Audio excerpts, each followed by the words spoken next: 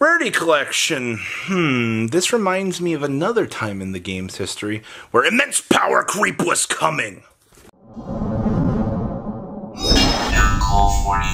Make sure you guys smash the living crap out of that subscribe button so you guys don't miss out on more Oz content. Now, many of you might have been here long enough to remember and have fond memories of the way that the game of Yu-Gi-Oh! Actually is, but there's one particular memory that actually was just posted the other day on Zoo that I was reading through and I was like, okay, 2008 Gold Series was a pack that was designed to crash down the value of everything from that era. Now, I don't know if you remember this, but Cyber Dragon, DD Warrior Lady, Jinzos, a lot of cards from that era that were very, very, very overpriced, all came crashing down in a very similar way that we're kind of seeing right now with Rarity Collection. Rarity Collection is a set that is designed to bring down the market ceiling and, one, get some new cards into circulation here. Actually, making sure that, everybody in the whole wide world here can get their playset of talents, get their lightning storms for $1, get their pot of prosperities for, the dream $1. But look over there on the horizon. That's what we like to call an an oopsie, a daisy, what's that over there? Is that Powercreep? And all the warning signs are kind of going off here. Konami prints a new set here, and they go, hey everybody, you can get every cheap rarity that you want. Every good card in the room. It's about to be cheaper. I think one of the most satisfying things after a victory of destroying your opponent is at least doing so in style. eWin has provided us with a fantastic chair, and actually most of our office is padded with this. Now, for those of you that are wondering, yes, it is Black Friday. Yes, discount code MCOOL40. It's going to get you the chance to save on your purchase. Now, you might be wondering, what kind of behemoth chair can, ooh, look at me, fancy MCOOL40, support a behemoth like me? Well, eWin actually has all sorts of gaming chairs, ranging from any size, that you need. 500, 400, everything should be able to handle most of your average gamer.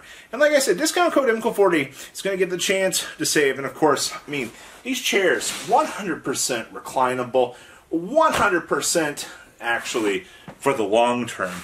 And honestly, if you're over here playing against probably the most annoying, slow-playing opponent you can actually think of, that's fine. You can spin around in your chair going, wee, the entire time. We already did it once. You have to pay it. Just kidding. Alright? So please, I will leave a link down below to eWin so you can check out what kind of chairs they have. We've had blue, we've had the red, now we have the pink for the office. I'm actually wondering, what will they come up with next? We go with orange next to complete the trifecta, but yes, discount code MCOOL40 will save you on your purchase for a brand new office gaming eWin chair. And like I said, we got 3 of them, alright? At least they're worth it at that point. So check them out. Leave a link down below for you today. And of course, even some of these come with little detachable ones. I can sleep with this. This is pretty good. But, what we just saw with Age of Overlord was massive power creep. A generic Link 2 that has negation and interruption. They're never going to release a card that good, said the player base. It would make no sense for Konami to try doing all of this crazy power creep. The Horus package, one of the best splashable engines we've seen in a while. The Diabell Star package, also let's not even forget, everything kind of tailored to the Year of the Fire. Salamangreat Fire Kings coming down, the line here.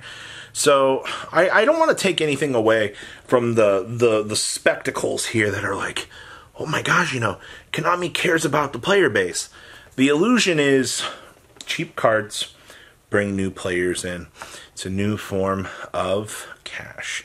After the dust settles a couple months down the line here, they can release the next crazy product. And guess what? I hate to tell you this, but there's going to be more expensive cards in that product. All right, Konami, this is actually ingenious marketing 101. You give this to all the cheap players, you know, dangle it in front of them, go, hey, you know, tell all your friends to come play. Yu-Gi-Oh's better now. It's cheaper. You know, come on. Come. Oh, yeah. We're competing with the other trading card games now. It reminds me of 2008. You know what came out after that? Dark Armed Dragon. Judgment Dragon.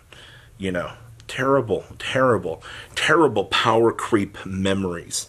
All right, you know, things were great when you could play Gladiator Beast, you could special summon a Cyber Dragon, you could play a nice little tempo game, and now all of a sudden, you know, it's a couple months later, Teledad just showed up, now you're crapping your pants because now your opponent has a 20-100 on the field turn one with, you know, some crazy little things sitting next to it, and you're like, but I just picked up all the latest cheap cards, you know, like, that's fine. So I guess my question here is like, and in the past I've said it feels like cards have timers on them. You know, if Konami's doing a huge reprint on this, they're like, hey, we can go ahead and we can hit that now on a future ban list. The amount of people right now that are looking at Pot of Prosperity, and they're going, wow, you know, it's really cool, I got my playset. And they're like, yeah, Konami's going to limit this to 1 soon.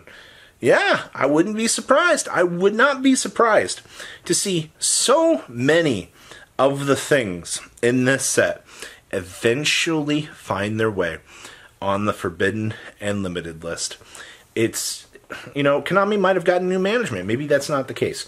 Maybe I'm just too fearful of the old things that we have seen in the game.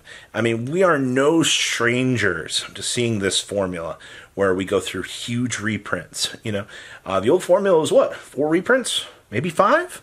And there goes the card on the Forbidden and Limited list. All right, but I mean, let's be honest here. I mean, yeah, Thrust does exist. It can very easily go search talents, but I mean, talents should probably be limited to 1. Like, let's call it what it is. If the TCG really wants to follow, you know, the consistency hits of the OCG, then you bet your butt Pot of Prosperity is probably going to go to 1 in the future. All right?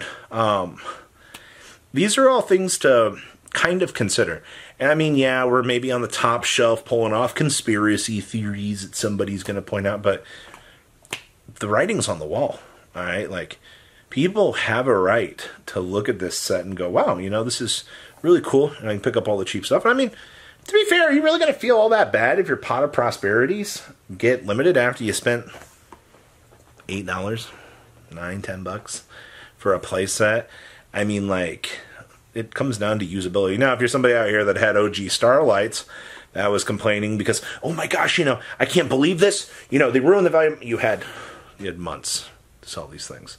All right, you've had plenty of playability time out of them.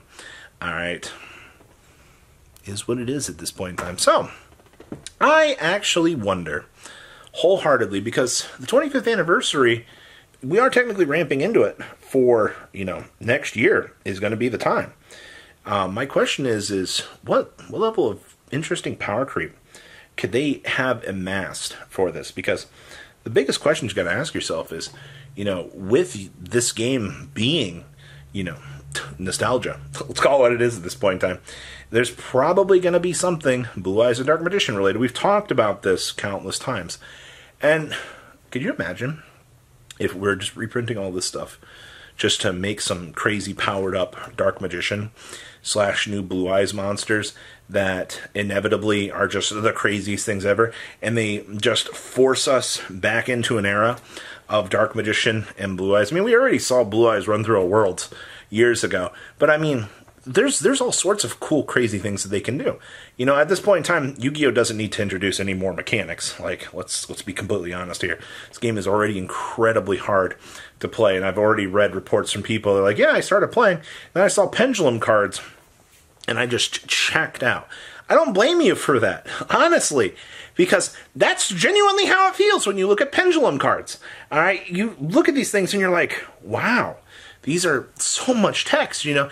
They are very overwhelming. I get that. All right, so especially on that front, I don't know. I don't know how much we just came out of a double power creep cycle of Tier Limits and Cash Tira. And that was some of the craziest stuff that we've ever had to be through. And then, we come through, the powerful engine set here. And then, we hit Phantom Darkness, which just feels like a massive power down. But then, the TCG decided to give us Gen and Ken, which might not immediately look crazy, but those are two of the best TCG exclusives that we have seen in a very long time. Whether or not they're always going to be immediately impactful on the meta, there's still going to be cards that you're immediately going to have to know to play around. And that presents a wee little bit of a problem, in my personal opinion, from what we're going to be kind of looking at here. So, moral of the story here.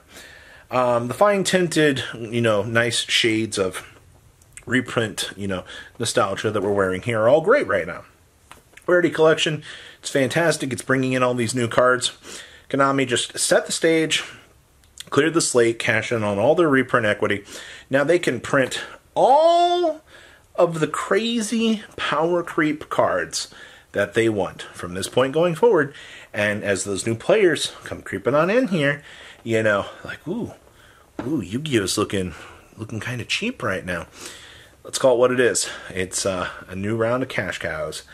And that's exactly what a corporate company is going to want. So buckle up. If you think that this game is going to get a lot cheaper, no. Trust me. SP Little Knight probably is the beginning. And I mean, let's not even talk about the prices of patrons. Thank you.